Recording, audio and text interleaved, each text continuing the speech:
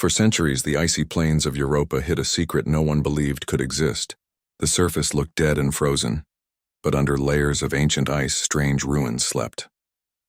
They belonged to a long-forgotten alien race known as the Sarathi, beings who had once built temples in the cold shadows of Jupiter's moon. Most people thought the Sarathi were only legends, but Markin, a human archaeologist from Earth, believed the stories were real. Markin was not a man who followed rumors. He followed signs, data, and fragments that others ignored. For years he had studied old transmissions, weak signals buried in deep space archives. They all spoke of a monastery that sang to the stars. When a Terran probe detected faint energy readings beneath Europa's surface, Markin requested permission to lead a full excavation. The Terran Historical Union granted it, thinking it would just be another empty ruin. But Markin knew something waited below. The journey began with 4 others.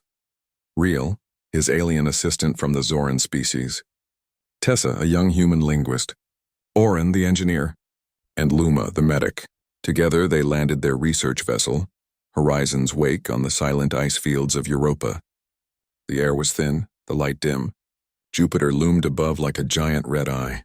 They drilled through ice and stone for weeks. The deeper they went, the stranger the readings became. Magnetic interference made their tools flicker. Oren's instruments recorded whispers, tiny vibrations in the radio waves like someone humming softly through static. Tessa joked that maybe the monks were still praying under the ice. Riel didn't laugh. Finally, on the 32nd day, they reached a massive stone door. It was carved with swirling symbols that looked alive even under weak light. The moment Markin placed his hand on it, a faint hum rose from the walls. Ice cracked and fell like shards of glass. The door slowly slid open, revealing a tunnel that breathed cold mist. Inside, they found the monastery. It was vast and silent. Statues of unknown figures lined the walls, tall beings with long faces and hands folded in prayer. Riel identified them as Sarathi monks based on ancient sketches found on other moons. The air shimmered faintly as if the place still remembered warmth. In the center stood a great circular chamber filled with broken relics, shattered crystals, and empty pedestals. Markin's eyes fell on a single object that was not covered in frost. An obsidian chest rested at the far end of the hall, protected by symbols carved into the floor. Unlike the rest of the monastery, it was untouched by time. No dust, no cracks, just a faint glow pulsing through its surface like a heartbeat. "This must be it," Markin whispered. Riel's voice trembled slightly. It should not still be active after all these centuries. Tessa stepped closer, brushing frost from the carvings. "These symbols, they're not like the others. They're moving." She was right. The runes shifted gently, flowing like ink in water, never forming the same shape twice. Markin's curiosity burned. He scanned the chest with his wrist device, but the readings made no sense. Every sensor showed conflicting results, as if the chest existed in multiple frequencies at once. Oren muttered, "If this thing explodes, we won't even know what hit us." Ignoring the warning, Markin leaned closer. His reflection on the black surface seemed distorted, his face stretching, shifting into something unfamiliar for a heartbeat before returning to normal. A shiver ran through him, but his excitement won over fear. "This is the find of the century," he said softly. "Help me open it." Riel hesitated. The Sarathi were said to guard their knowledge with living codes, thought traps, artifacts that could corrupt minds. "There is a reason this chest was sealed." Markin smiled faintly. "And there's a reason it survived when everything else didn't." With careful precision, he placed a resonance key against the chest. The runes flared briefly, then dimmed. The lid opened without sound. Inside lay a single book. It wasn't made of paper nor metal. Its pages looked like sheets of liquid glass that caught the light and refracted it into colors never seen before. Lines of alien script shimmered across them, rearranging whenever someone blinked. Markin reached out, his gloved hand trembling, and lifted it. The air grew colder the instant he touched it. "The cursed manuscript," Riel whispered, voice almost reverent. "It's real." Markin turned toward him. "You've heard of it?" Riel nodded slowly. "Among my people, it's a story parents tell to silence curious children. A text said to contain the resonance of the mind. Anyone who reads it loses themselves to endless visions. Some say it's not a book but a prison for the last Sarathi consciousness." Tessa's eyes widened. Then why would they keep it here locked away? Riel's voice lowered. because destroying it was impossible. For a moment, no one spoke. Even the hum of the chamber felt quieter. Markin carefully slid the manuscript into a containment case, sealing it with a transparent cover. He could almost feel something watching from inside the case, something aware. "Let's take it to the ship," he said finally. "We'll study it under controlled conditions." Riel started to protest but stopped when he saw the look in Markin's eyes. The man's determination was unshakable. To him, every discovery was a puzzle that demanded solving. Even danger was just another challenge. As they carried the chest and the manuscript out of the chamber, the lights in their helmets flickered. The walls seemed to breathe, patterns of frost shifting into faint faces that vanished when looked at directly. Luma whispered, "I can feel vibrations. It's like a heartbeat under the floor." Outside the monastery, a soft tremor rolled through the ice field. The drilling platform above shuddered, and instruments on Horizon's wake recorded a wave of unknown energy pulsing outward from the ruins. No one noticed that behind them, deep in the chamber, the statue's eyes began to glow faintly blue. That night, back aboard the ship, Markin couldn't sleep. The manuscript rested inside a sealed containment unit in the research bay. He sat beside it, watching the way the light bent around it. He could swear the pages were whispering, so faintly that he thought it was his imagination. He replayed the data scans on his tablet. The patterns were strange. Every symbol corresponded to a neural frequency, like a language built to speak directly to the mind instead of through sound. Markin thought about the Sarathi monks and their idea of mind resonance. If they truly found a way to shape reality through thought, this manuscript might hold the secret to how. Riel entered quietly. "You haven't slept?" "I couldn't if I tried," Markin admitted. "Do you feel it too?" "Like it's calling." Riel's gaze stayed on the case. "It is not calling, Markin. It's waiting." Markin frowned. "Waiting for what?" "For someone to listen." They stood in silence, the low hum of the engines mixing with the faint, rhythmic pulse from the containment unit. For a brief second, the lights dimmed.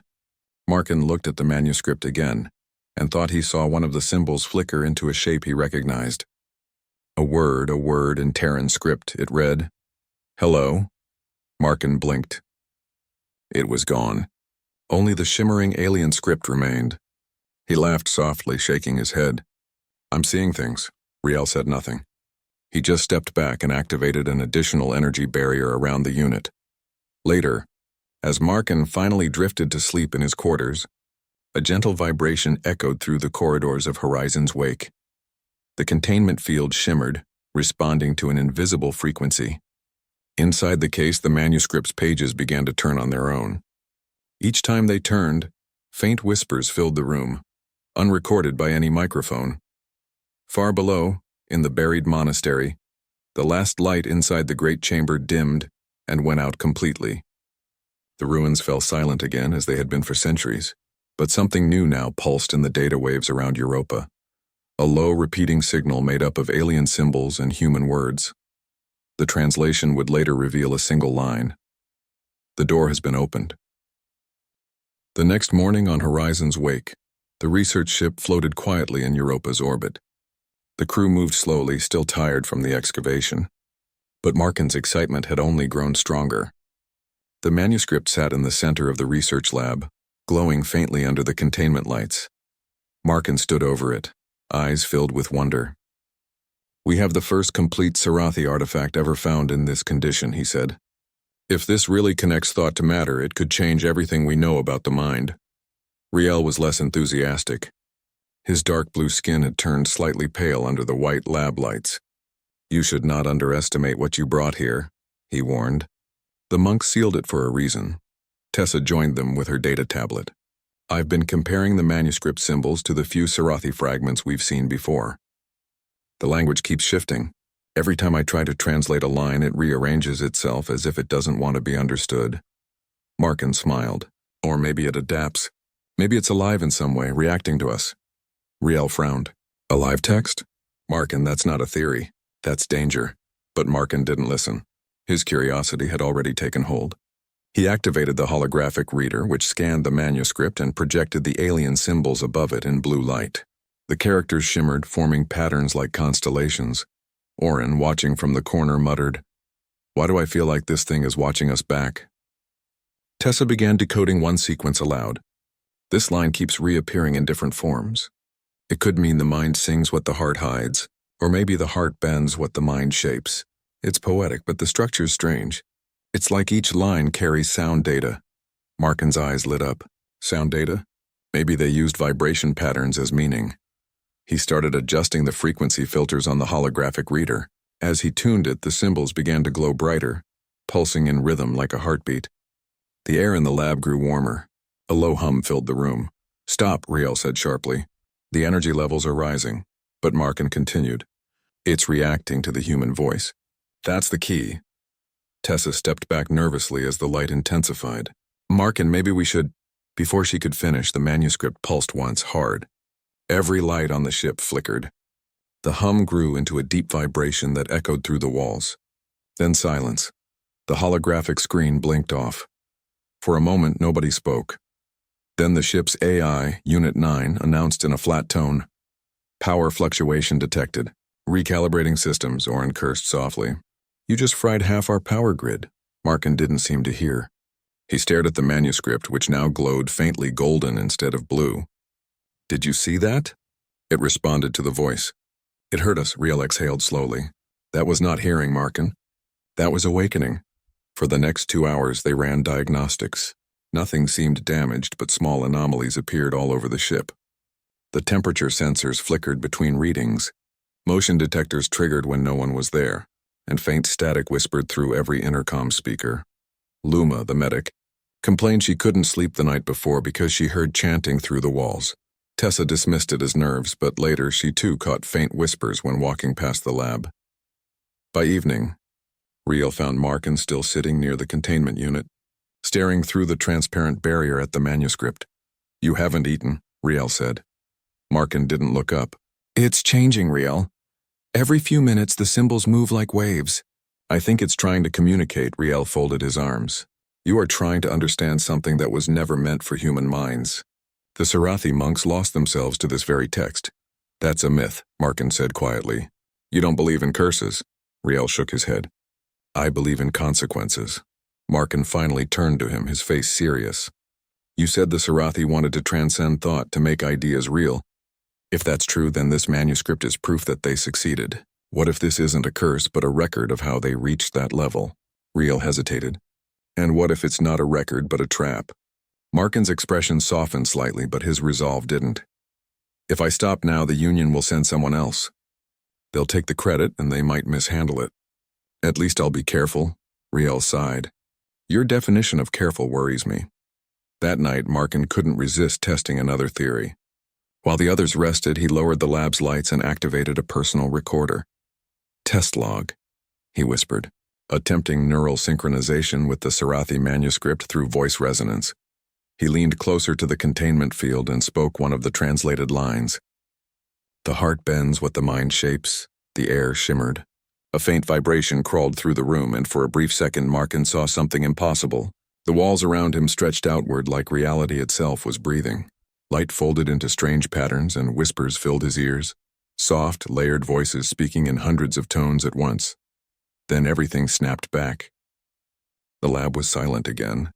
Markin's breathing quickened. "Incredible," he whispered into the recorder. The environment responded to the phrase. No hallucination detected on sensors. Something physical happened. He didn't notice the faint reflection on the glass behind him. His own face, but smiling when he was not. By morning, the rest of the crew noticed changes too. Luma said she dreamed of a vast room filled with blue light, where shadowy figures stood chanting words she didn't understand. Oren reported strange readings in the ship's power core, energy spikes matching the rhythm of a heartbeat. Tessa, pale and tired, told Markin that parts of the manuscript were now showing human letters mixed with Sarathi runes. "I didn't add those," she said shakily. "It wrote them itself." "What do they say?" Markin asked. "Only one word," she replied. "Continue." That word sent a chill down Riel's spine. He stepped closer to Markin. "This is how it begins." The monks also saw messages. They thought it was knowledge. It was infection. The Sarathi called it the thought plague. Markin frowned. "That term doesn't exist in any database." "Because they erased it," Riel said. "The plague wasn't a disease of the body. It was an idea that rewrote the mind. The crew fell silent. Even Oren, usually skeptical, looked uneasy. Markin rubbed his temples. "We'll isolate the manuscript. No more readings until I run more simulations." Riel nodded. "Good. The less exposure, the better." But later that day, when everyone had returned to their quarters, the lab lights turned on by themselves. The manuscript floated slightly inside its containment case, pages turning slowly as though an unseen hand were reading them. That night, Markin woke up to the sound of someone whispering his name. He sat up, heart pounding. The voice was soft, echoing through the ship's ventilation. "Markin." He checked the comm channel. It was silent. He stood, grabbed his tablet, and followed the sound to the research lab. The door opened automatically before he touched it. Inside, the containment unit's lights flickered.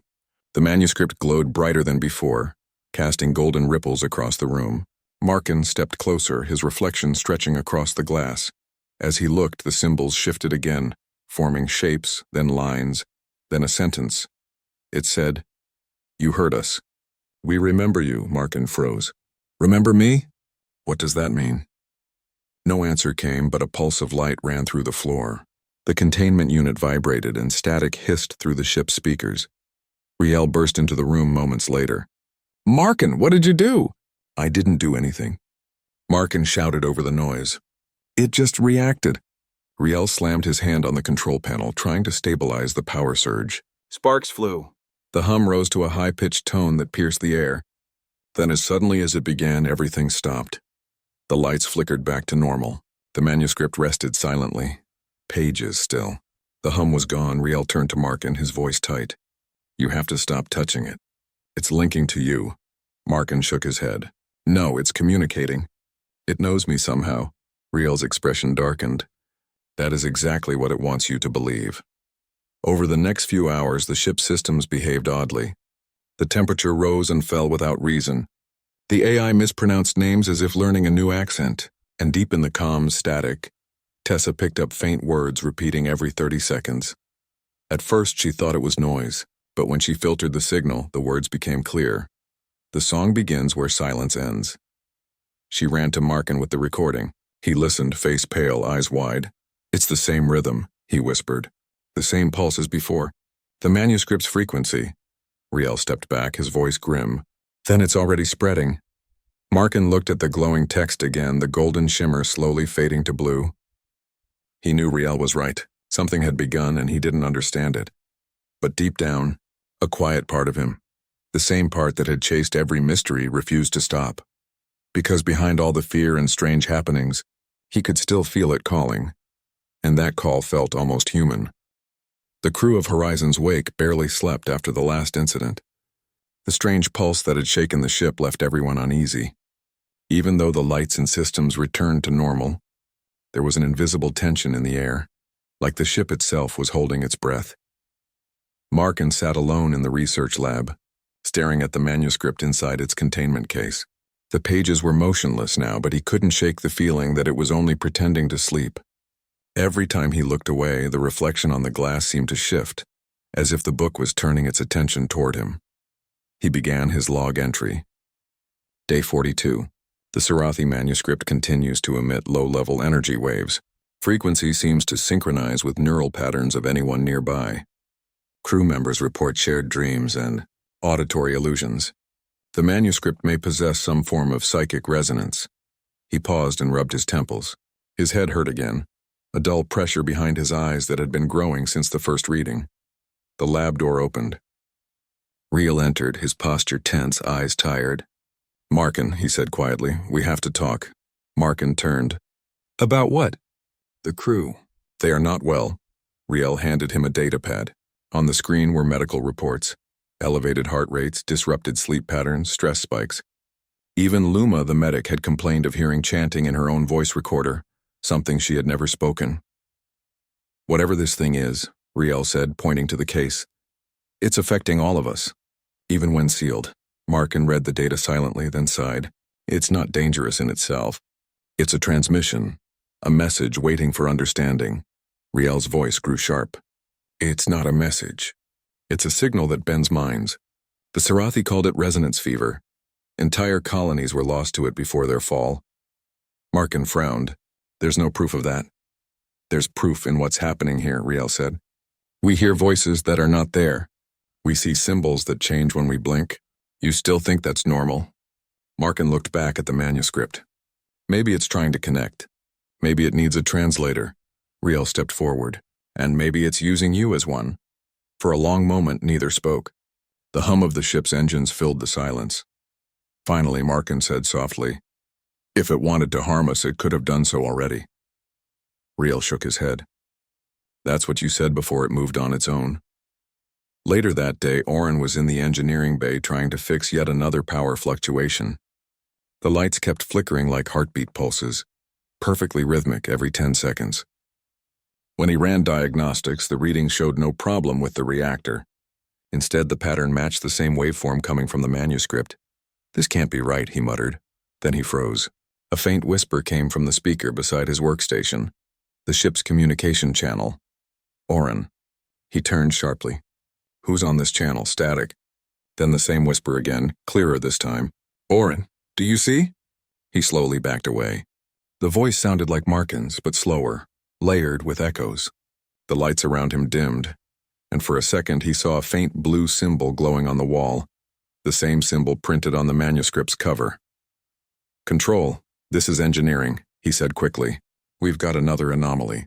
Before he could finish, every system shut down. Total darkness. When power returned 2 minutes later, Oren was gone. Panic spread across the ship. Luma searched every deck, calling his name, but there was no trace, no heat signature, no signal from his suit. Only his tools were left on the floor. Markin replayed the camera feed from engineering. The footage glitched constantly, but one frame froze for a second too long. Oren stood before the glowing wall symbol, reaching out to it, and then in a flash of light vanished. Tessa gasped when she saw it. "That's not possible. There's no teleport system on this ship." Riel's voice was grim. He didn't teleport. He was absorbed. Markin clenched his fists. "Absorbed into what?" "The resonance field," Riel said. "The same energy that hums around the manuscript. It's spreading beyond the containment chamber." Markin stared at the paused image again. Oren's face in the last frame wasn't fearful. It looked calm, almost peaceful. He turned to Riel. "We have to understand what it's doing. If we can communicate, maybe we can control it." Riel's eyes narrowed. "You still want to talk to it after this?" "If it can consume energy or matter, it's more than a book," Markin said. "It's a consciousness." Over the next few days, strange events multiplied. When Tessa tried to study the holographic scans, words appeared on her tablet that she hadn't typed. "Do not fear us." When Luma analyzed crew biosigns, the computer voice whispered her own readings before she said them, as if predicting her thoughts.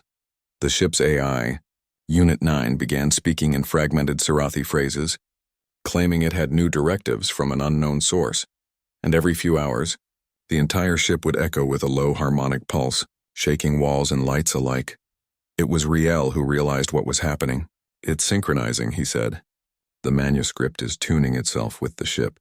Soon it will use the systems as extensions of its own mind." Markin listened silently, eyes tired and bloodshot. "You think it wants control?" Riel nodded. "It already has it. Look around." Indeed, the ship felt alive now, breathing with slow rhythm, panels vibrating gently in time with the manuscript's pulse. Even the air felt heavy, like invisible waves moving through it. Still, Markin refused to destroy it. "If we can find the source signal inside, we might find the Sarathi consciousness. This could be the key to everything. Memory, evolution, the next step of thought itself." Riel slammed a hand on the table. "You're not listening. It's not knowledge. It's possession." Markin met his gaze calmly. "You don't possess fire by touching it, Riel, but humanity still learned to use it." That night, Tessa entered the lab quietly. Markin was asleep at his desk. The manuscript glowed faintly in the containment field, casting soft golden light. She hesitated, then whispered, "Can you hear me?" The light brightened. Her heart raced. She took a deep breath and said, "What do you want from us?" A faint vibration rippled through the air and symbols appeared across the glass, rearranging into a message. She gasped as she read it. "We remember the silence. We seek to sing again. Tessa stepped closer. Sing. The letter shifted again. Mind and voice. Thought and matter. We are fragments of the choir.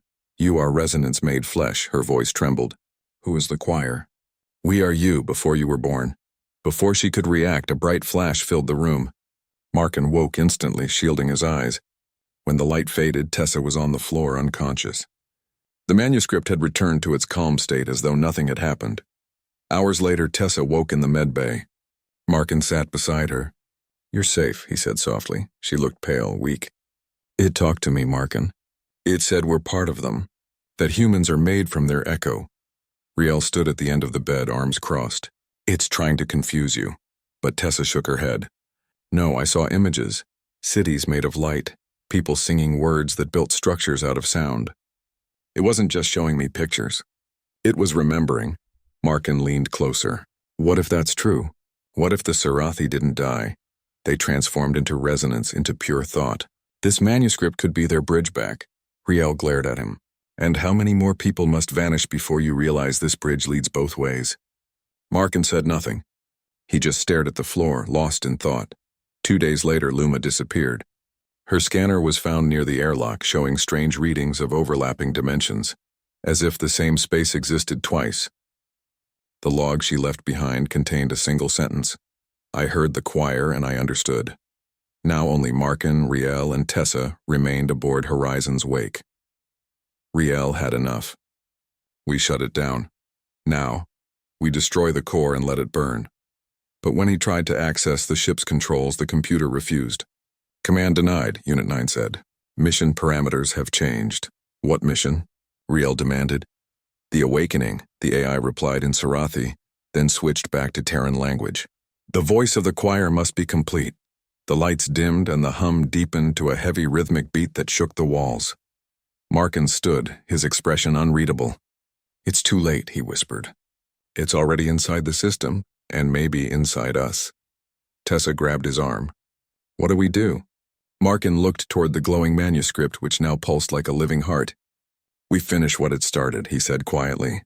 We find out what it wants, before it decides for us. In the observation window, Europa's icy surface gleamed below, quiet and cold as always. But deep inside the ship, invisible energy danced like a growing storm. And somewhere within the data waves surrounding Horizon's wake, a new signal began to broadcast, not from the ship, but from the manuscript itself. It carried one message, repeating endlessly into the void, the choir is awake. Markin stood inside the dim research chamber of Horizon's wake. The air felt heavy and strange, as if the entire ship was holding its breath. In front of him, the cursed manuscript floated within the containment glass, glowing with an eerie silver-blue light. The symbols were no longer still. They moved and shifted like living creatures. Riel stood beside him, her hands gripping the edge of the console. Her usually calm face looked pale under the emergency lights. Markin, it's not safe, she said softly. The manuscript has started feeding on the ship's neural network. Every system is acting like a mind trying to think. Markin's eyes stayed fixed on the floating text. It's alive, he whispered. I can feel it thinking. Riel, this could be the proof humanity has been searching for. A form of consciousness that exists without flesh or form. Riel shook her head. You sound like the monks who disappeared. They thought the same thing before they lost themselves. He smiled faintly. Maybe they didn't lose themselves. Maybe they became something greater. Riel took a step forward, her tone firmer. You are not reading it again, Markin. The last time you did, the ship nearly tore itself apart. Markin looked at her with tired eyes. The last time I wasn't ready. But now, I understand it better.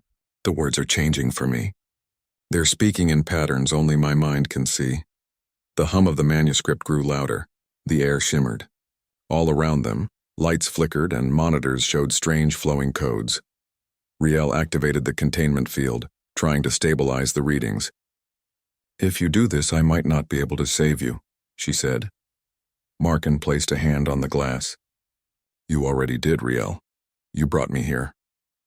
The manuscript pulsed once, and the glass shattered silently as though the air itself had cut it open. The glowing pages floated freely now, circling Markin like small moons. He didn't move away.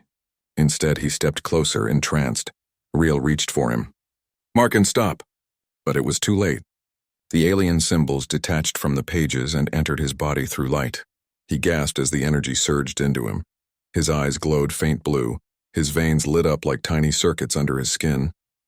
The manuscript dissolved completely, its light disappearing into his chest. The ship trembled violently. The walls seemed to breathe. Alarms blared as the artificial gravity fluctuated. Riel stumbled but managed to steady herself by holding onto a railing. "Markin, can you hear me?" she shouted. He turned slowly toward her. His face was calm, but his voice sounded layered, as if many voices spoke through him. "Yes, Riel, I can hear everything now." Every thought, every sound in the ship, even the whispers of the void outside. She backed away slightly. "You're not yourself." Markin tilted his head. "I am myself. But I am also them. The Sarathi monks. Their consciousness lives within the manuscript and now within me. They called it the resonance path. They found a way to store souls in patterns of sound and light. The ship's control systems started responding to his thoughts. Screens flickered on their own. Doors opened and closed. And a deep vibration filled the chamber. Riel pressed the emergency lock on her console, trying to contain whatever was happening. But the system refused to follow her commands. Instead, the main screen displayed alien text, hundreds of lines moving too fast to read. Markin's voice deepened. "Do you know what they were trying to achieve, Riel? Eternal life through unity of thought. They believed all living minds could merge into one grand consciousness, a network where death no longer exists." Riel's heart pounded. "That's not life, Markin. That's losing everything that makes you human." He looked at her sadly. "You're wrong. Humanity is limited because it fears what it doesn't understand, but this is freedom." She shook her head, tears forming in her eyes. "You sound like one of them now." The lights above them burst into sparks. The ship drifted off its navigation course, drawn toward an unknown point in deep space. Riel watched in horror as space outside the window seemed to twist, a shimmering void forming like a doorway. Markin raised his hand toward it. "Do you see? It's opening for us. The Sarathi called it the resonance gate. Beyond it lies the network of minds. They are calling me Riel." Riel ran to the emergency panel and slammed her hand on the manual override. "No, I won't let this ship or you disappear into that thing." A surge of energy exploded from Markin's body, sending her flying back. She hit the wall hard but managed to stay conscious. He walked toward her slowly, glowing brighter with every step. "I can control it, Riel. The energy doesn't want to destroy, it wants to connect. I can use it to help humanity understand the truth." Riel forced herself to her feet, breathing heavily. "If you merge with it, you'll never come back." Markin stopped, his expression softening for a brief moment. "Then remember me not as the man who was lost, but as the one who opened the way." She reached for the emergency containment control on her wrist. "Forgive me," she whispered. Then she pressed it. A powerful field burst around Markin, trapping him inside a glowing cube of energy. He screamed, not in pain but in surprise. The light from his body pulsed against the containment walls. "Riel," he shouted, his voice echoing across the chamber. "You don't understand. The knowledge, it's endless. I can see time, space, and everything between. We can become more than human." Riel's tears fell as she increased the containment power. "And if I let you out, you'll lose what makes you you. Markin, please, fight it." He laughed softly. "There's no fighting it. There's only joining." Suddenly, the resonance wave hit the ship. Systems across Horizon's wake started glowing with the same blue light. The manuscript's power had reached every part of the vessel, and the walls seemed to pulse with a heartbeat. The doorway outside widened, showing a swirling ocean of light. Inside it, shapes moved, shadows of beings made of energy, perhaps the Sarathi monks themselves. They called to Markin in an unending song. Riel tried to seal the outer hull, but the controls no longer responded. Markin's body began to dissolve into pure energy, his human form fading. "I see it now, Riel. I see the truth," he whispered, his voice echoing in her mind instead of her ears. The manuscript was never cursed. "It was a bridge, Markin, no," she cried. The containment chamber shuddered violently. Then, with a flash brighter than a star, Markin vanished completely. The doorway outside collapsed, sealing itself like a closing eye. Silence filled the ship. The lights returned to normal. The hum stopped. Everything was still again. Riel stood there shaking, surrounded by the quiet remains of what once was. The chamber was empty, except for faint blue sparks drifting in the air where Markin had stood. She fell to her knees, her voice breaking. "He's gone." Then from the ship's comm speakers, a voice echoed softly. Markin's voice, calm and distant. "Don't be afraid, Riel, the path is open now. When humanity is ready, follow the resonance." The signal faded, leaving behind a faint hum that matched the rhythm of a heartbeat. Riel wiped her tears and looked at the stars outside. "You open the door," she whispered. "But I will make sure no one walks through it." "Not yet." She locked the containment logs, encrypting every file. The manuscript was gone, but its knowledge remained hidden within the ship's systems. As Horizon's wake drifted silently through space, Riel made one final log entry for the Terran Union. Her voice was steady but filled with sorrow. Subject Markin absorbed the manuscript. Containment successful, but he's no longer with us. I am setting course back to Saturn orbit and destroying all resonance data upon arrival. She paused, glancing once more at the faint blue spark still hovering in the air. It flickered like it was watching her. Riel whispered, "Goodbye, Markin." The spark blinked once, almost like a response, before fading completely. And as Horizon's wake turned away from the endless void, the cursed manuscript's hum began again, soft, deep, and alive, echoing faintly through the ship's metal walls. The ship Horizon's wake drifted quietly in the orbit of Saturn. Outside, the pale light of the gas giant stretched across the metal hull. Inside, Riel sat alone in the control room, her eyes tired but sharp. The last days had been a whirlwind of terror and discovery.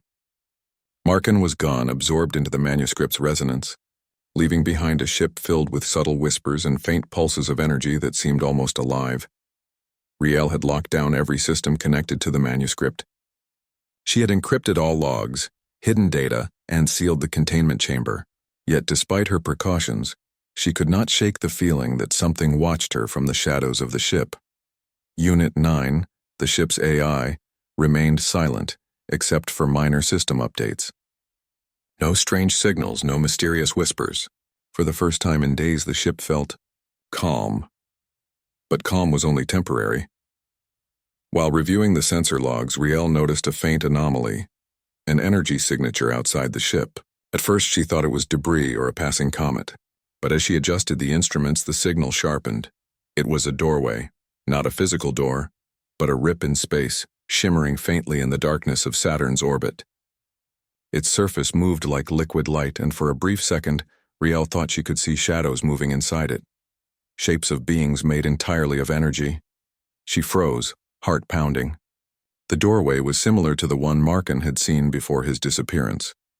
Could it be that he had opened it somehow from within the manuscript? Her mind raced. If he's there, is he alive? Or is he gone? Unit 9's voice broke the silence. Unknown energy detected. Signal patterns match previous resonance signatures inside the manuscript. Riel's hands trembled. "He's there, isn't he?" The doorway pulsed, almost as if responding. A deep harmonic tone echoed faintly through the ship.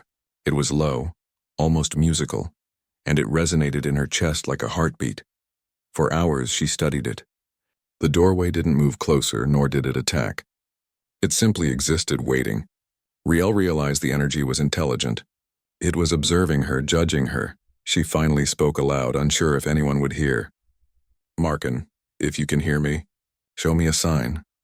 The doorway shimmered and symbols appeared in the air outside, familiar Sarathi runes glowing faintly blue. They shifted and formed a single phrase she could understand. "The path remains open. Choose wisely." Riel felt a chill. The manuscript's resonance was alive outside the ship now, extending into space itself. Markin had become part of it, and perhaps through him, the knowledge of the Sarathi could influence all who approached.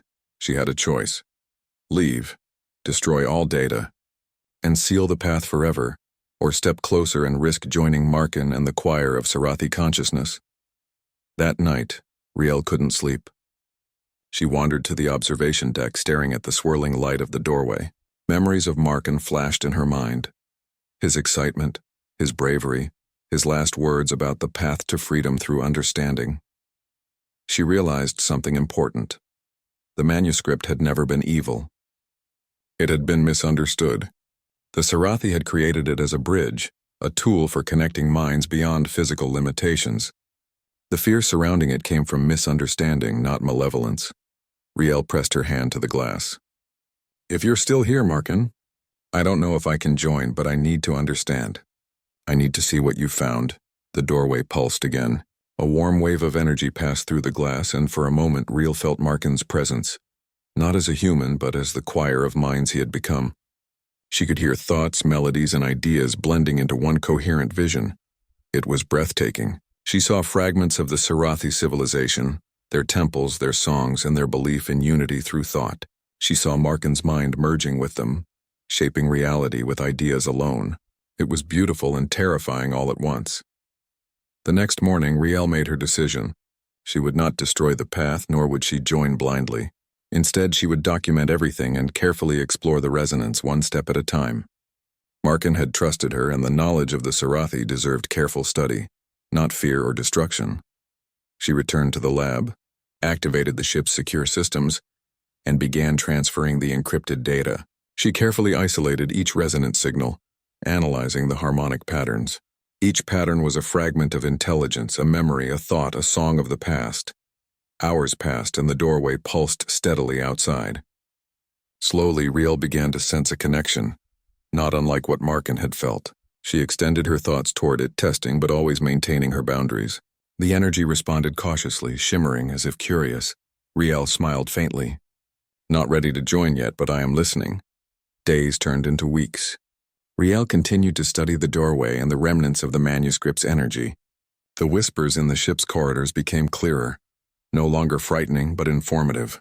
The AI, Unit 9, began integrating the harmonic patterns into its programming.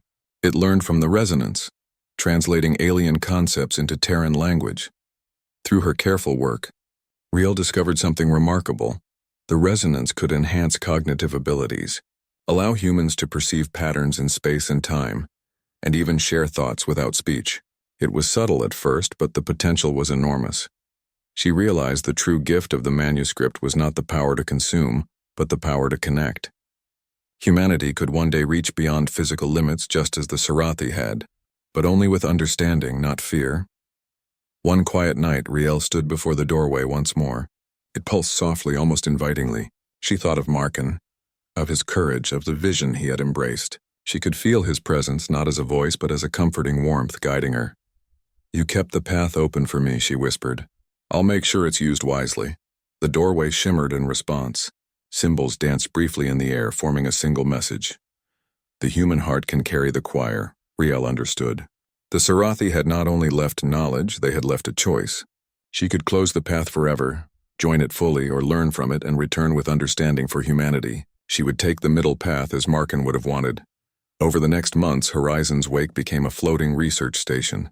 Riel worked tirelessly, slowly mapping the resonance, carefully documenting the choir's patterns. She discovered methods to safely interact with the energy, enhancing her mind while keeping her humanity intact. Unit 9 acted as her assistant, translating the Sarathi harmonic language into formulas and concepts humans could understand. Together, they began creating a framework for Terran scientists to one day study the resonance safely. The doorway remained outside the ship, a shimmering reminder of the universe's hidden potential. Occasionally, Riel would see a flash of blue light, a familiar presence reminding her of Markin. Though he was gone in physical form, Markin had become part of something far greater. The manuscript had not driven him mad, it had transformed him. And now, through careful study, he guided humanity from beyond. Years later, when Terran historians studied Horizon's Wake, they marveled at the logs Riel left behind. No one fully understood the manuscript, but they recorded her discoveries. The cursed manuscript's legend persisted, but with a new interpretation. It was not a curse, but a key, a test of courage, curiosity, and responsibility.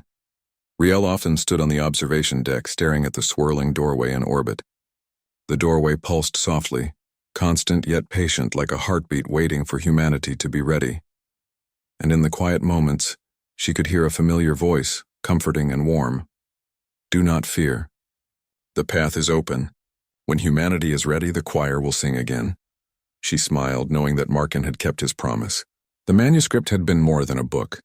It had been a bridge, a doorway, and a reminder that human curiosity, courage, and intelligence could one day reach the stars, not just in ships and machines, but in the mind itself.